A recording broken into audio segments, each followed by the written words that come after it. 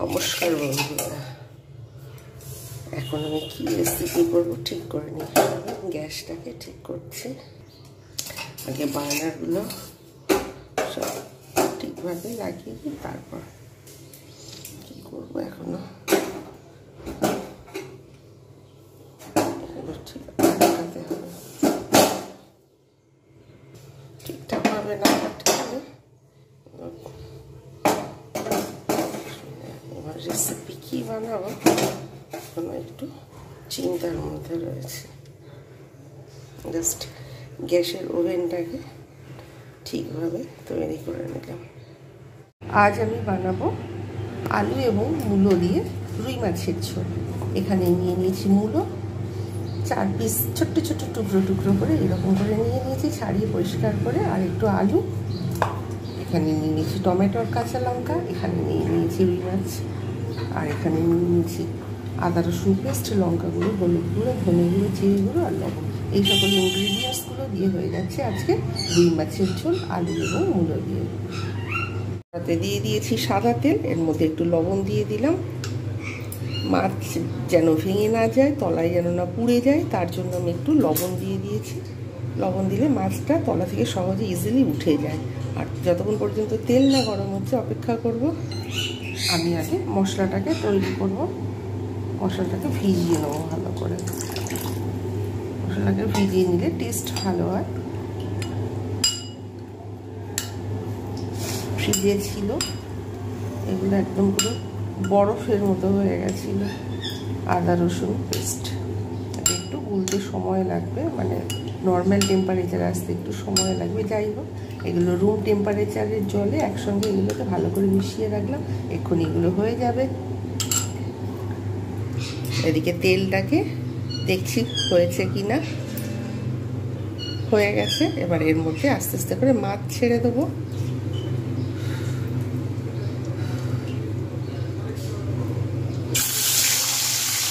মাছটা কমিয়েই ছাড়বো, নাহলে কিন্তু তেল চারিদিকে ছড়িয়ে যাওয়ার সম্ভাবনা থাকবে। আলতোভাবে ছেড়ে দিতে হবে। ছেড়ে গেল, এক পিঠ হয়ে গেলে তারপর আরেক পিঠ ভেজে নেবো।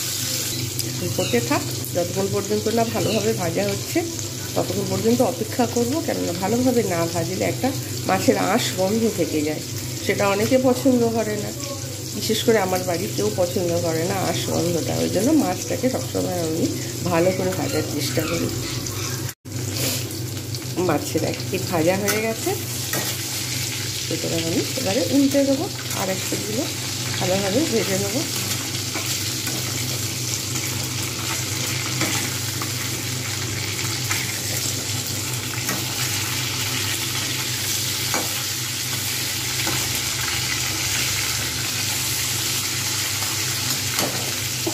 অপেক্ষা করবো, তারপর তুলে রাখবো। কড়ার মধ্যে এবার আমি দিয়ে দেবো মাছগুলো, যেহেতু হয়ে গেছে সেহেতু আমি এবারে পেঁয়াজগুলো সুন্দর করে ভেজে নেব। মাছগুলোকে খুব সুন্দরভাবে লাল করে ভেজে নিয়েছি, যাতে আঁশ গন্ধটা সুন্দরভাবে চলে যায়। ভালো করে পেঁয়াজগুলো ভেজে নেব, সফট হয়ে যাবে।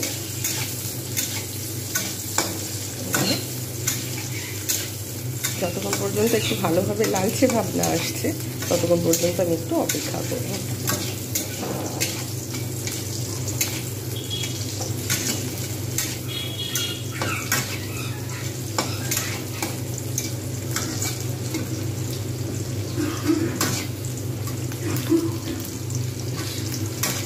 এরকমভাবে ভালোভাবে ভেজে নেব পেঁয়াজগুলো। অনেকটা সফট হয়ে এসেছে, আর একটু অপেক্ষা করতে হবে আমাকে। এবার আমি এর মধ্যে কাঁচা লঙ্কা টমেটো দিয়ে দেবো।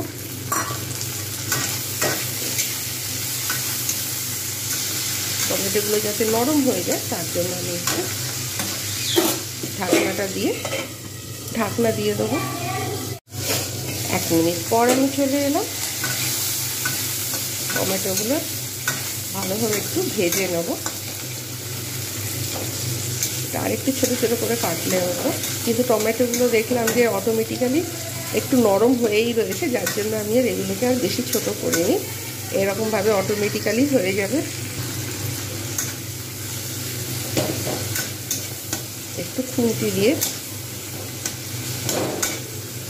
এইভাবে একটু চেপে চেপে নেড়ে দিলেই কিন্তু অটোমেটিক্যালি হয়ে যাবে। অটোমেটিক্যালি কিন্তু এইটা হতে শুরু করেছে, নরম হয়ে গেছে টমেটোটা দেখা যাচ্ছে। এবারে আমি যে মশলাটা তৈরি করে রেখেছিলাম, আদা রসুন পেস্ট, ধনে গুঁড়ো, জিরে গুঁড়ো, লঙ্কা গুঁড়ো, হলুদ গুঁড়ো, লবণ, সেটা আমি এর মধ্যে দিয়ে দিলাম। ভালোভাবে এটা কষে দেবো। যেহেতু চন্দ্রমুখী আলু এবং 2 টুকরো 4 টুকরো মূলো রয়েছে, তাই আমি ওগুলো এই মশলার কষার মধ্যেই দিয়ে দেবো।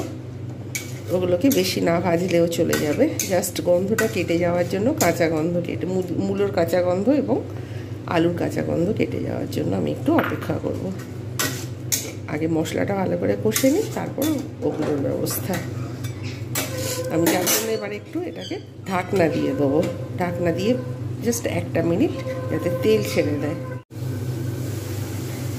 1 মিনিট পর চলে এলাম, অটোমেটিক্যালি মশলা থেকে এই যে তেল ছাড়তে শুরু করে দিয়েছে। আমার হাত নাড়িয়ে নাড়িয়ে, কোনো দরকার পড়েনি কষার। ব্যাস, এইবারে আমি সাদা তেলে কিন্তু সবসময় রান্নার টেস্ট ভালো হয় আর অ্যাসিডিটি কম হয়।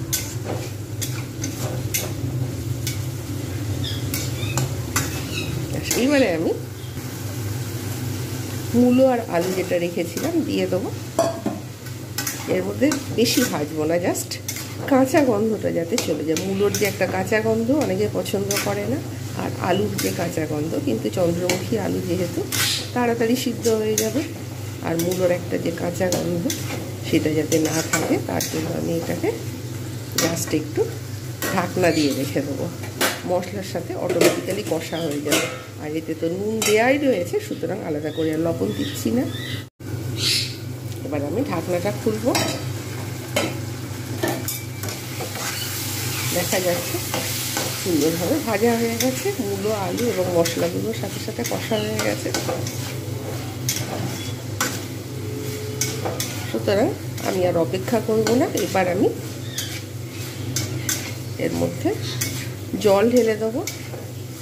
যতক্ষণ পর্যন্ত না সিদ্ধ হবে তার আগে কিন্তু মাছ দেবো না। মাছ দিয়ে কিন্তু জাস্ট 1 মিনিট একটু জাস্ট অপেক্ষা করব, তারপরে আমি কিন্তু ওটাকে সার্ভ করবো।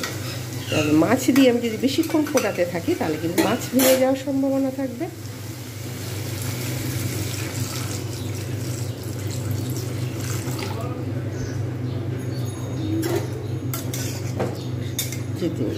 এটা এবার ভালো করে ফুটিয়ে নেবো যতক্ষণ পর্যন্ত না সিদ্ধ হচ্ছে। মিডিয়াম হাইতে রাখবো আঁচ, তাড়াতাড়ি তাহলে হয়ে যাবে। একটু অপেক্ষা করবো, তারপর হয়ে গেলে তারপর আমি ফিরে আসছি। প্রায় 4 মিনিট আমি ফুটতে দিয়েছি, একদম আঁচটা কমিয়ে দিয়েছিলাম।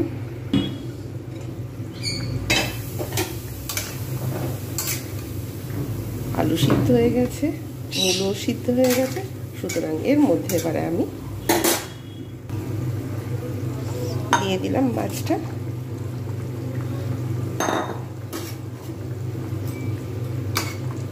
জাস্ট 1 মিনিট ফুটিয়ে একটু স্ট্যান্ডিং টাইম দিয়ে সার্ভ করে দেখাচ্ছি কীরকম হয়েছে। ভালো লাগলে অবশ্যই লাইক, কমেন্ট, শেয়ার এবং সাবস্ক্রাইব করতে ভুলবেন না। আর যারা সাবস্ক্রাইব করেছেন অসংখ্য ধন্যবাদ, কমেন্ট করছেন, লাইক করছেন, অসংখ্য ধন্যবাদ। তৈরি হয়ে গেল আলু দিয়ে মূলো দিয়ে মাছের ঝোল। কেমন হয়েছে অবশ্যই জানাবেন। ভিডিওটা ভালো লাগলে লাইক, কমেন্ট, শেয়ার এবং সাবস্ক্রাইব করতে ভুলবেন না। নেক্সট টাইম আমি আরও একটা নতুন রান্নার ভিডিও নিয়ে আপনাদের সামনে উপস্থিত হব। প্রত্যেকে ভালো থাকবেন, সুস্থ থাকবেন। আর ভিডিওটা দেখার জন্য এবং আমার সঙ্গে থাকার জন্য প্রত্যেকে জানাই আমার তরফ থেকে অসংখ্য ধন্যবাদ।